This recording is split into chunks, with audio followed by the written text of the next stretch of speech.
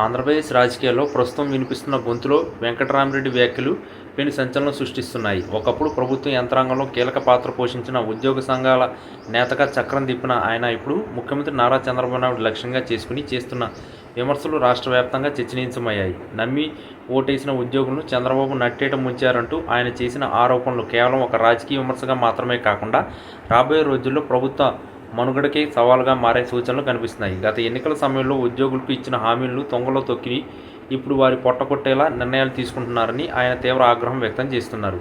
ముఖ్యంగా పాత పెన్షన్ విధానం పునరుద్ధరణ విషయంలోనూ అలాగే పెండింగ్లో ఉన్న బకాయిల చెల్లింపులను ప్రభుత్వం అనుసరిస్తున్న మొండి వైఖరి ఉద్యోగ వర్గాల్లో తీవ్ర అసంతృప్తిని నింపింది. ఆ అసంతృప్తి జ్వాలరే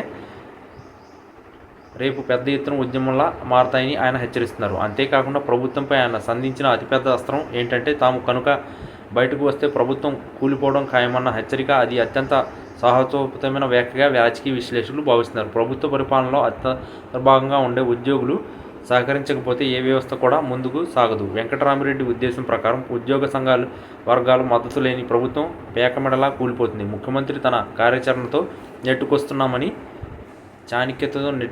భావిస్తున్నప్పటికీ క్షేత్రస్థాయిలో ఉద్యోగుల నుంచి వస్తున్న వ్యతిరేకతను గమనించడం లేదని ఆయన వాదన. పరిపాలనలో కీలకమైన ఫైళ్ల కదలిక నుంచి సంక్షేమ పథకాల అమలు వరకు ప్రతిదీ ఉద్యోగుల చేతుల మీదుగానే జరుగుతుంటుంది.